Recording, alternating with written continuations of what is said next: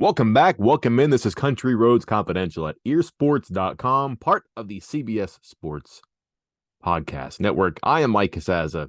Realizing as I said that, Chris Anderson, I got the identity of our podcast wrong. We are a CBS Sports podcast. I don't want to spend any more time on this because we're going to try to abbreviate our podcast today as part of a theme. College football think tank locked in a room in Indianapolis this week, trying to find ways to make the game shorter. This is the rave now.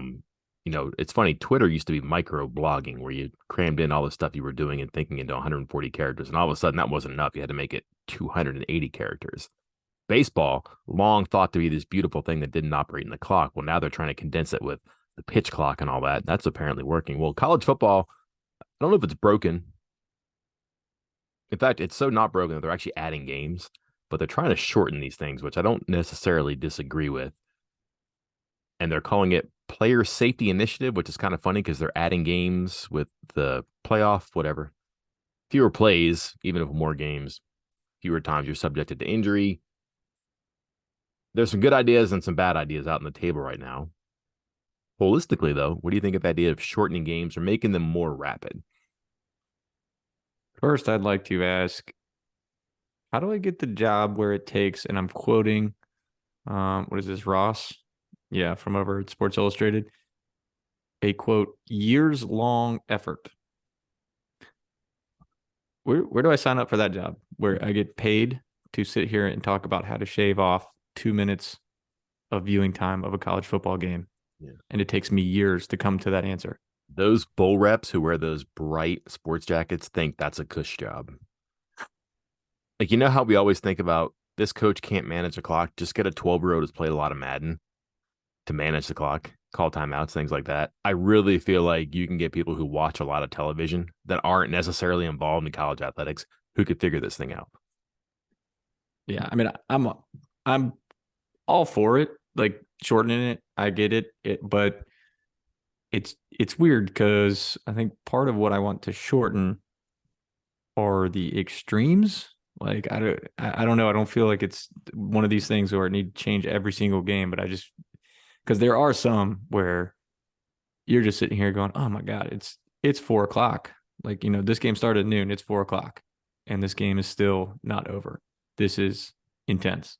What is it? Average was 3 hours and 21 minutes. Mm-hmm. Yeah.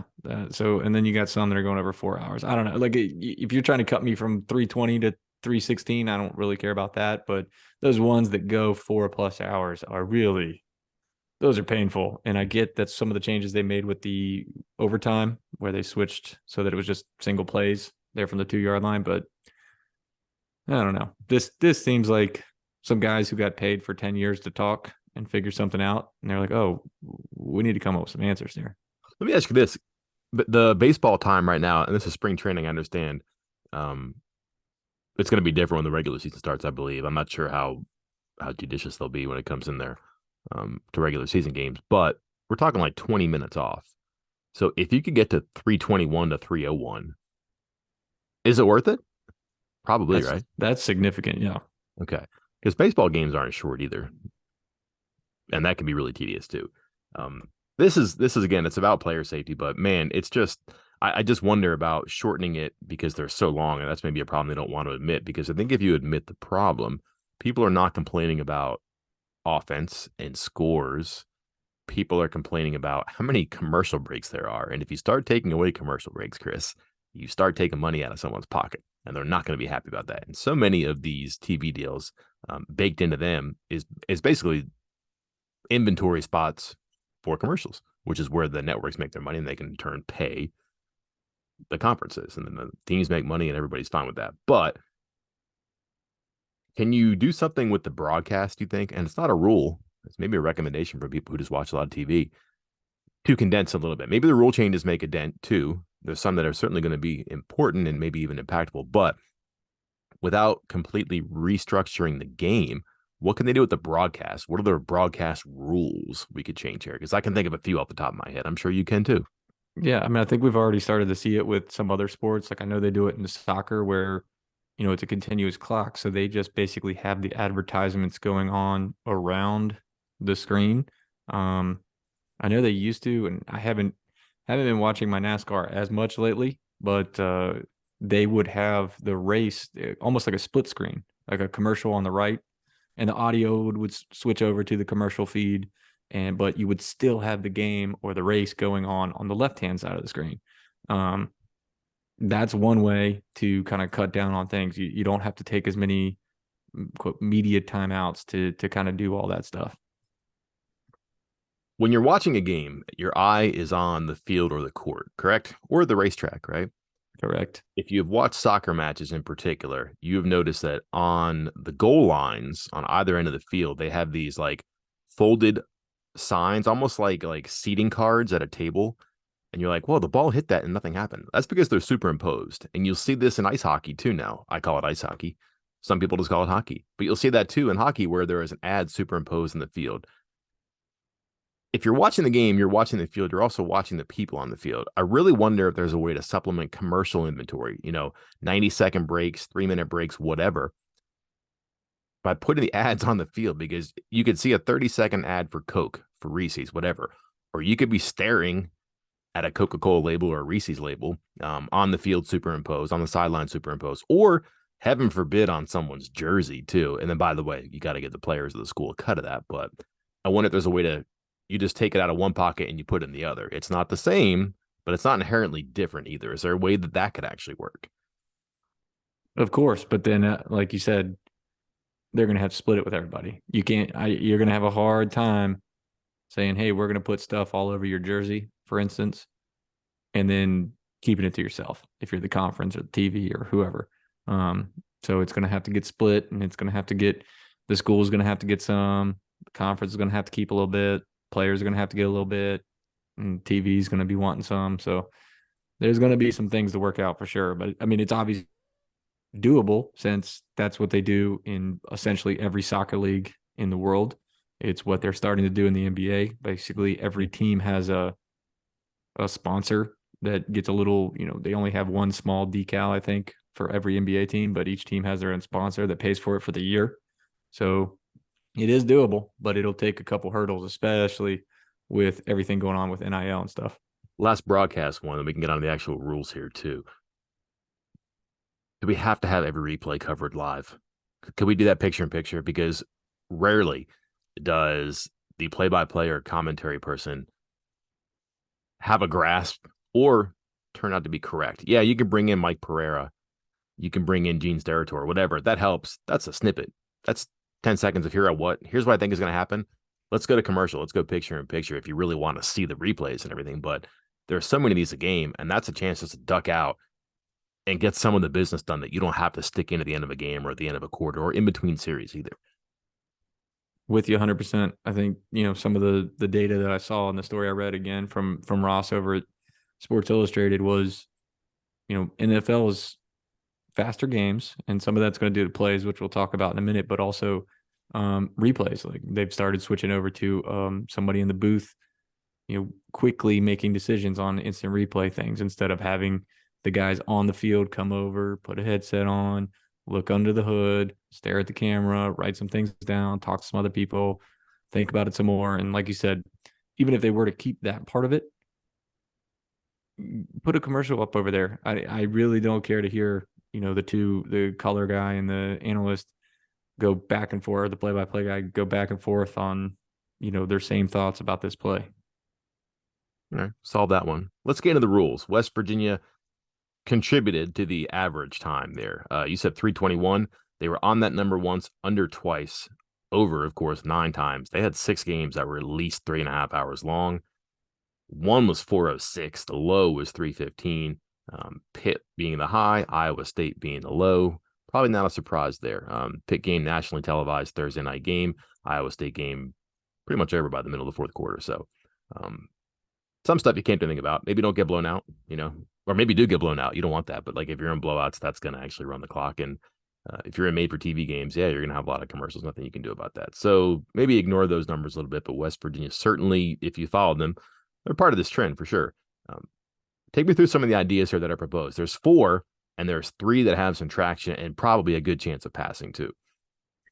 The first 2 seem pretty like fully support because they seem silly, and but I also don't know how much of a difference they're going to make. That was, no more icing kickers. You can't call consecutive timeouts. Um, okay, sure. That happens. It's not happening every game, but only save a little bit of time because usually when you call that first timeout and then you call the second timeout, they're not then making it a full timeout. It's usually a shorter one. And the other one was no longer extending the play or extending a quarter when there is a defensive penalty at the end of the first or third quarter. Like, how many times does that happen?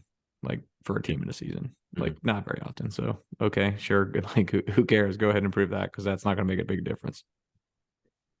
I have no problem with either one of those, and that's one I'm surprised doesn't already happen. Like, do we really need the end time down? Um, and then the first one, yeah, that's okay. Why not? I'm okay with those two.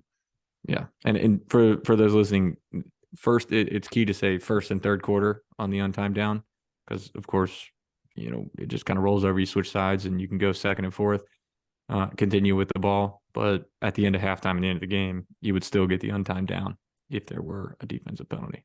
Okay. And what about other clock stoppages at the end of plays here? It's just a good idea, and I think a bad idea.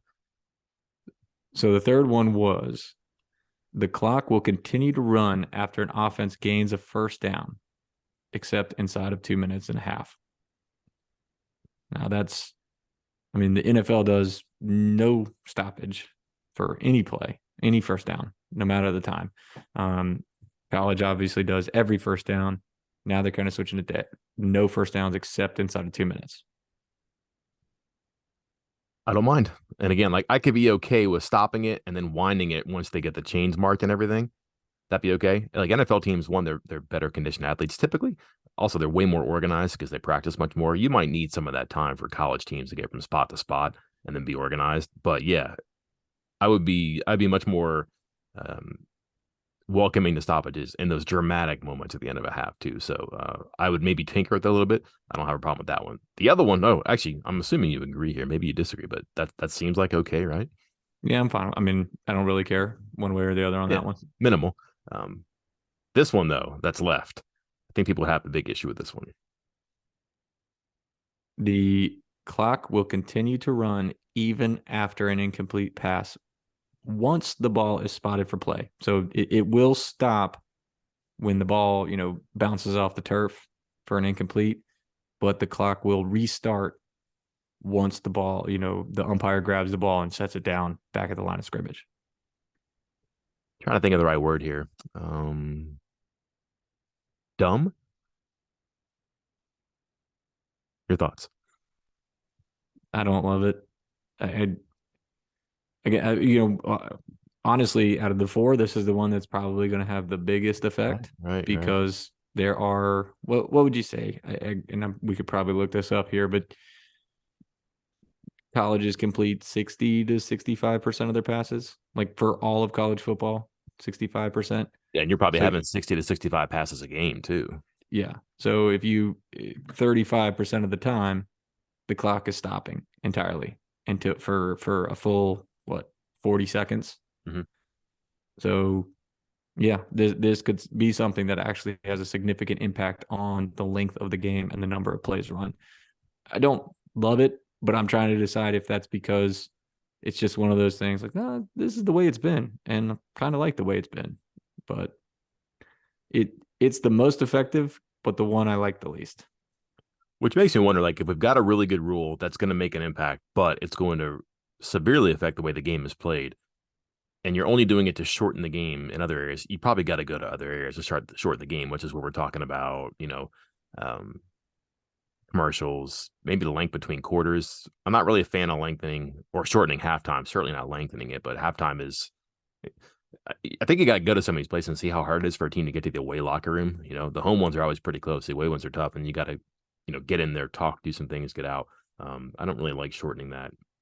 That's a tough one too. But rules, that seems like the way to go. Can you think of any other rules that might make an impact like 1, 2, or 3 that we discussed, or maybe something as big as number 4? I have a hard time. I think these 3 pretty much circle the wagons. Yeah, the first three, those are quick, easy, and I don't think, or at least the first two, quick, easy, like just instant approval. on my end. I don't, but those are going to have the least amount of impact on the game. That third one, okay, sure, that sounds fine. Um,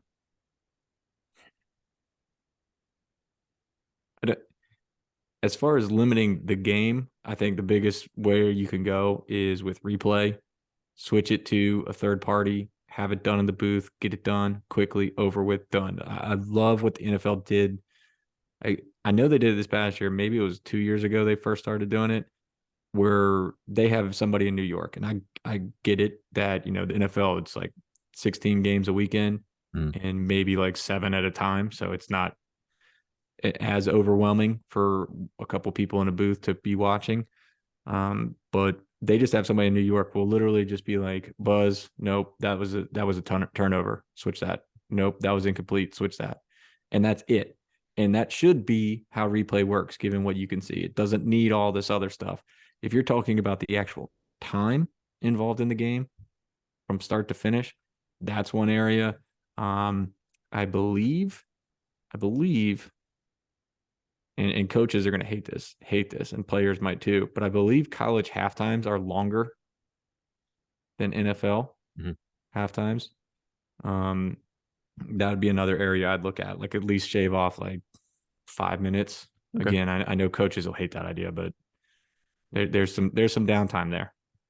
There's some small things too, like when you kick off, time does not come off the clock until a person like catches the ball. Same on an extra point. That doesn't come off the clock. It's a dead play. That would, I mean, if you're going to have, I don't know, 6-7 touchdowns a game, you're talking, I don't know, 30 seconds a game that might come off. Is that a big deal? No. How many kickoffs? I don't know. That doesn't seem like a big deal, but there's ways to cut into it. It's hard. I feel like they are kind of like scraping the barrel on this. And like I said, I think they got some good ones here, but there aren't many ways to shake this and get it to look a little bit different than what it is without making major changes.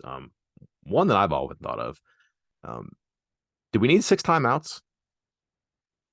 And then can we do like basketball, go to 5, and then you get 3 in the second half?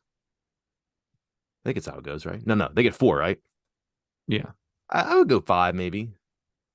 But then you're 3 in the second half. So you don't get to carry 4. You get to use 2 in the first half. But like if you have 2, if you have 1 left, you're going to 3 anyways. The second half is more important. I understand that. So yeah, give them 3. But do we need it? And then if you don't call it, that's fine. Maybe, I don't know. Maybe you can incentivize us. Oh, you get 5 extra yards in your first play. I don't know. But like that's 6 stoppages sometimes in a half. And sometimes it's just bang, bang, bang. It's not back-to-back ice a kicker timeouts, but sometimes it's 3 on a drive.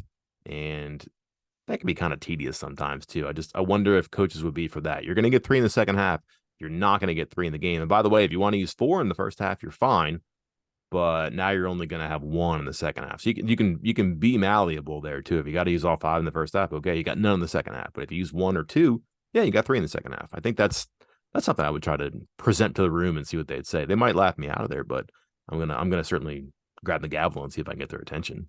Well, I got 2 thoughts on this. First, shame on you for not preparing me for a timeout conversation so I could prepare jokes. No. I had so much here and I got nothing now. People will be very mad if we joke about timeouts. Yeah, I'm gonna call timeout so I can make a joke about timeout. What about, speaking of basketball, full and 30-second timeouts? Like you only get one full one that's 2 minutes or what, that takes you to a commercial break, for instance. And others, like when you're about to have a delay a game and you call a timeout, you're like, all right, I just need, that's a 20-second timeout, 30-second timeout. And then the TV people, the broadcast can go, okay, quick, get one of our 20-second, 30, 15-second, 20-second, 30-second ads, toss it on the TV real quick, and we'll come right back.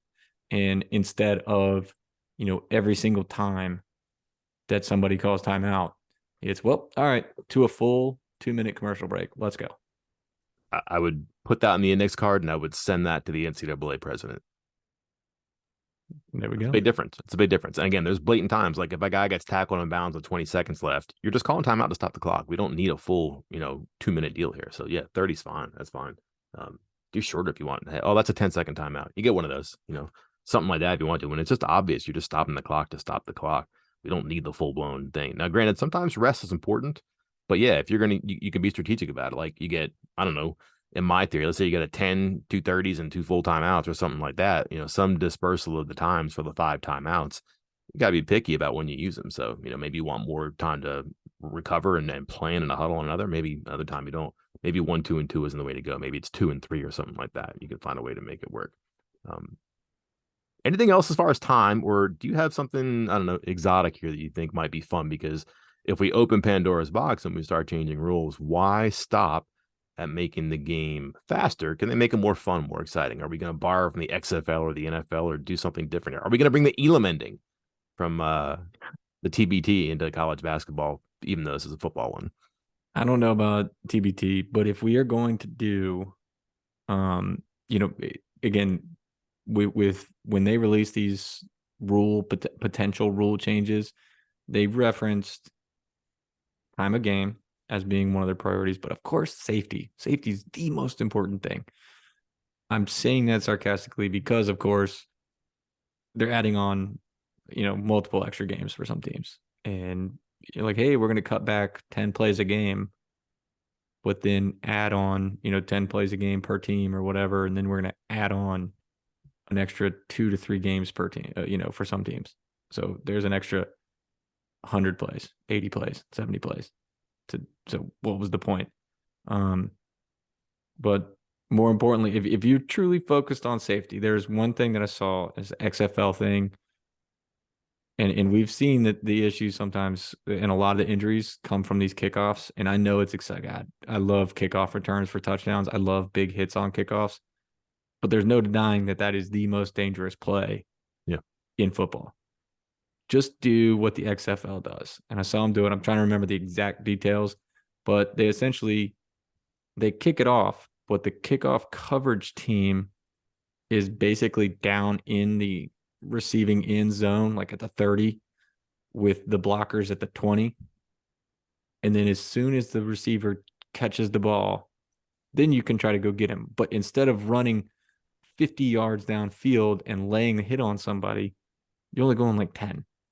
And I think that's a lot safer way while still keeping open the possibility of an exciting kickoff return and a big play. Yeah, the deets here, you start at your opponent's 35. They line up at the 30. You got 5 yards in between. They can't go until the guy catches the ball. Chris, that's a lot like a regular snap. Like you can have blocking schemes and run plays out of that too. Like you don't have guys screaming down the field for 40, 50 yards on a regular play. You're starting from a standstill and you're quickly contacting the person across from you. I think I think there's potential for offensive plays there too. I mean, you could find something to make it work. Give me the whiteboard. Where's it at? Let's go. You can do it. I'm sure you can. Last one for me.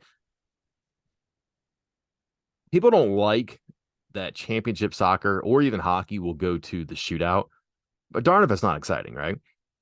Oh my God, your special team. Are you pulling special teams on me, Mike? No. But the overtime field thing goal kicking competition. The overtime thing has gotten so janky that it's hard to keep the rules straight, and then you're really rushing to 2-point conversions and everything.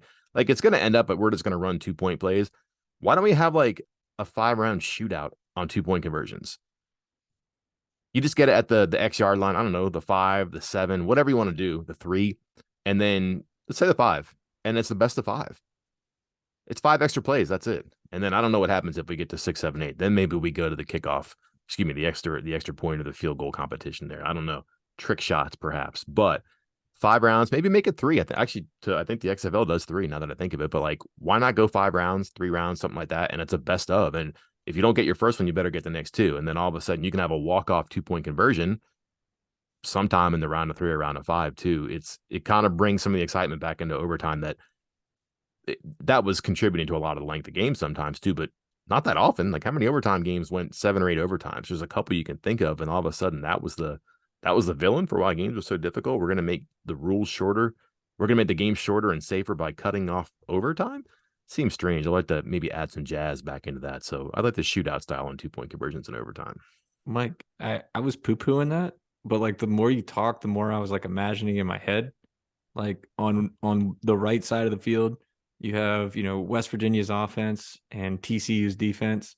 And on the left side of the left end zone, you have the TCU offense and West Virginia's defense. And one side's going, and while that side's going, the other side they're both standing there. The West Virginia offense is standing near midfield watching the other end, or standing maybe at their own 20 and looking up at the big screen, cheering on their team, cheering on their offense, going crazy, just like, the other guys on the soccer teams for the kickout Mm-hmm. are doing. I could kind of dig that. Like, hey, yeah, you definitively have 3 plays or 5 plays or whatever, best of 3, best of 5. And then if you get to 6, 7, 8, whatever, it's whoever, if you make it and the other team doesn't, game over. I'm sold. I thought you were taking me down a path of a a field goal making competition, Yeah. and I was not following you on that one, but I am following you on this one. Not even I would do that to you, Chris. Okay, good. Maybe a future podcast, 2027, we're having a different conversation. We'll see. Well, fittingly, we have advertisements we have to play now, Chris, and we're going to condense this podcast and get out of here. But change coming, good ideas on the table, bad idea off the table. And then if people are listening, they can add a couple of good ideas on the table. Thanks to Chris and I. We'll have more sometime in the future here. Chris going away. The annual Big 12 tournament vacation. Thanks. Lots of recruiting going on, though, too. So, yeah, stay tuned. Yes, absolutely. Saturday we'll have the junior day, and I'll be catching up with all the guys as they leave. So I'll have stories from that event spread out through the week while I'm gone. You won't even notice I'm gone.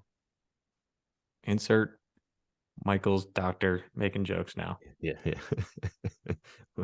Miss that guy. Until then, I'm Mike Casaza. And I'm Chris Anderson. We'll talk to you then.